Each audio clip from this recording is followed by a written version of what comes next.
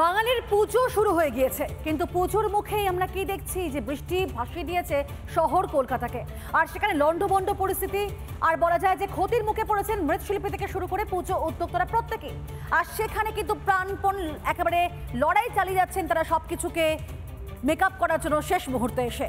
আর বড় আর্থিক ক্ষতি সামলে উঠে যদি শেষ পর্যন্ত প্রতিমা এবং একই সঙ্গে মণ্ডপ মেরামতি করা যায় সেই চেষ্টায় চালিয়ে যাচ্ছেন তারা।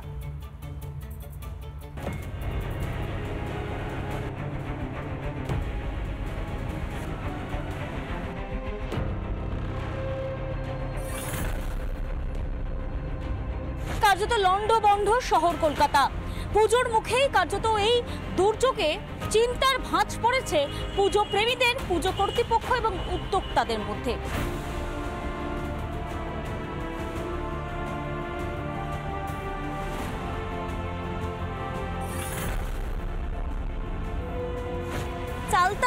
চালতা বাগান সার্বজনীন, সেখানেও কার্যত লন্ডভন্ড অবস্থা হয়ে যায়।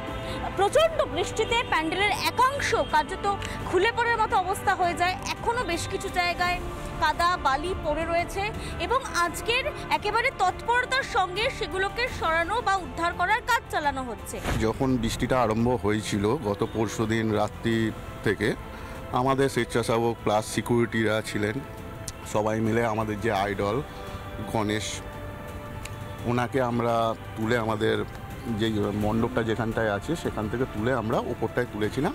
যেহেতু প্রকৃতির দুর্যোগ, কিছু করার নেই আমাদের হাতে। রাতভর বৃষ্টিতে বহু মণ্ডপের সামনেই জমেছিল জল, ভেঙেছিল মণ্ডপের একাধিক অংশ। ধীরে ধীরে সেরে উঠছে শহর কলকাতা।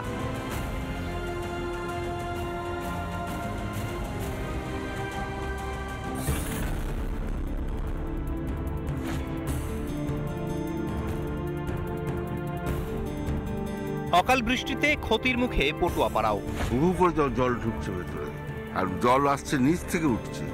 দাপটে ওইতে নামিয়ে দিলাম, ছাদটা বন্ধ, ঢোকা বন্ধ হলো। এইসব কাদায় কাদা যাচ্ছে, তাই অবস্থা।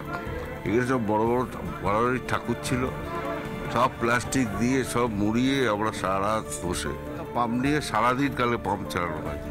হ্যাঁ, অনেক ভেঙেছে, গলেছে, অনেক হয়েছে, অনেক ঠাকুর নষ্ট হয়েছে। লরিতে তুলতে তুলতে বৃষ্টি নেমে গেছে, সে ঠাকুর তো গলে গেছে গাঁতে, আবার মণ্ডপে ফিনিশ করতে হচ্ছে সব। হাতে সময় প্রায় শেষ, এদিকে অসুর সেজে বসে আছে স্বয়ং প্রকৃতি। এই দুয়ের চ্যালেঞ্জকে মোকাবিলা করে মণ্ডপে মণ্ডপে প্রতিমাকে সপরিবারে পাঠানোই এখন বড় চ্যালেঞ্জ মৃৎশিল্পীদের কাছে। ভিডিও জার্নালিস্ট দীপঙ্কর কাঞ্জিলারের সঙ্গে পিঙ্কি অধিকারী, রিপাবলিক বাংলা। নানা ধরনের কন্টেন্ট দেখার জন্য লাইক করুন, শেয়ার করুন আমাদের ফেসবুক পেজ, সাবস্ক্রাইব করুন আমাদের ইউটিউব চ্যানেল। পাশাপাশি অন্যান্য ব্রেকিং নিউজের জন্য অবশ্যই চোখ রাখুন রিপাবলিক বাংলায়।